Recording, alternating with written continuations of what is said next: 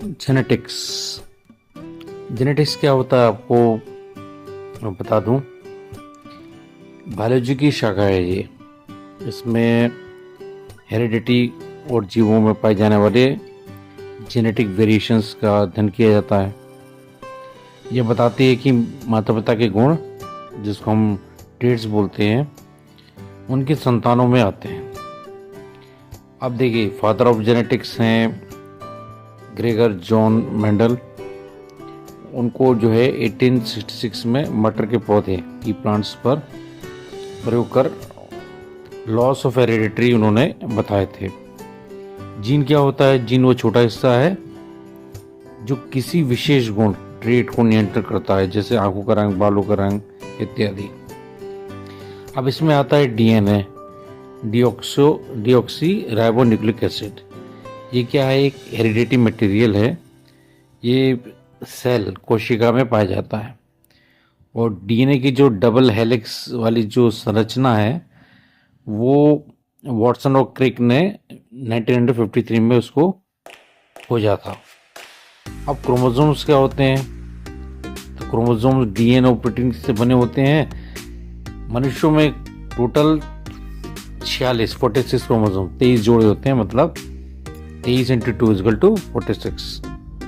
इसमें एक जोड़ा लिंग निर्धारित करता है, जैसे महिलाओं में XX होता है और पुरुष में XY। अब आप कहेंगे कि जीनोम क्या होता है?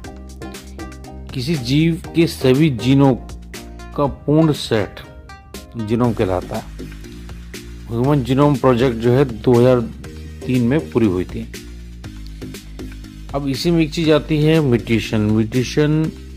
डीएनए में अचानक से कोई परिवर्तन आ जाए, उसको हम म्यूटेशन कहते हैं। कभी कभी क्या होता है, ये नई विशेषताएं उत्पन्न करता है। हाँ, कई बार क्या आनुवांशिक बीमारियां भी हो सकती हैं। भाई, दोनों चीजें हो सकती हैं। म्यूटेशन चेंज होता है, और हो सकता है ये चेंज लंबे समय से हो रहा हो या अचानक से हो जाए, ये मालूम नहीं भाई। इस पर अपना कंट्रोल नहीं है। ये पता भी नहीं लगा सकते कि किसी के शरीर में किस तरह का म्यूटेशन हो रहा है। अब जेनेटिक डिसऑर्डर्स जैसे हेमोफीलिया है, थैलेसेमिया है, डाउन सिंड्रोम है, ये सब इनको जेनेटिक डिसऑर्डर कहते हैं। ये जो बीमारियां होती हैं, ये माता पिता से बच्चों में जीन के माध्यम से जाती हैं। समझे आप? बहुत इंपॉर्टेंट है। अब इसी में एक चीज आ जाती है, क्लोनिंग। तो हम ये समझ सकते हैं कि ये प्रोसेस है। कोई भी जीव है, उसकी जो समान आनुवंशिकी प्रतिलिपि बनाई जाती है, उसको क्लोनिंग कहते हैं। एक जिससे आपको याद आ रहा हो, एक भेड़ डॉली के नाम से बनाई गई थी 1966 में। उसी धारा पर हम ये कह सकते हैं कि जो आधुनिक जेनेटिक के जो उपयोग हैं, वो क्रॉप के इम्प्रूवमेंट, फसल सुधार में, जीन थेरेपी में, डीएनए टेस्टिंग में, और फोरेंसिक जांच में, बायोटेक्नोलॉजी में और वैक्सीन के निर्माण में काफ़ी होते हैं, और ये मनुष्यों के लिए काफ़ी महत्वपूर्ण है। अब मैं आपको ये बताना चाहता हूँ कि जेनेटिक्स क्या है। तो देखिए भाई, जेनेटिक्स ये हेरिडिटी और आनुवंशिक विविधता, जेनेटिक वेरिएशन का जो अध्ययन होता है, उसको जेनेटिक्स बोलते हैं। और जेनेटिक्स के जनक जो है ग्रेगर जॉन मेंडल थे, जिन्होंने मटर का, मैंने बताया था, पौधों पे 1866 में 1866 में उन्होंने प्रयोग किया था। और ये बताया था कि भाई मटर के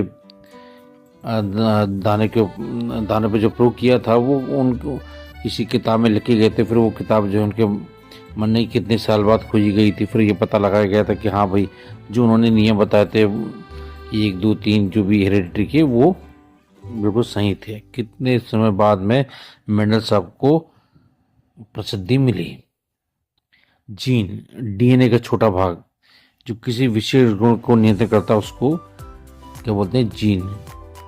और डीएनए ये आनुवंशिक पदार्थ है, दोहरी कुंडली, जिसको अपन डबल हेलिक्स बोलते हैं, ये संरचना होती है। और ये मैं बताया था आपको, वॉटसन और क्रिक ने 1953 में इसको खोजा था। क्रोमोसोम्स मैंने आपको बताया था डीएनए और प्रोटीन से बने होते हैं। ये मैं आपको बता चुका हूँ। एक तरह से मैं आपको दोबारा से रिवाइज करा रहा हूँ। 23 जोड़ होते हैं, XX महिला में, पुरुष में XY। जीनोम जो है किसी भी जीनों का समूह जो है, इसको जीनोम कहते हैं। ये 2003 में परियोजना चालू हुई थी। म्यूटेशन मैंने आपको बताया था, डीएनए में अचानक कोई भी परिवर्तन आ जाए कि नई गुण या अनुवांशिक बीमारियां उत्पन्न कर सकता है, इसको म्यूटेशन कहते हैं।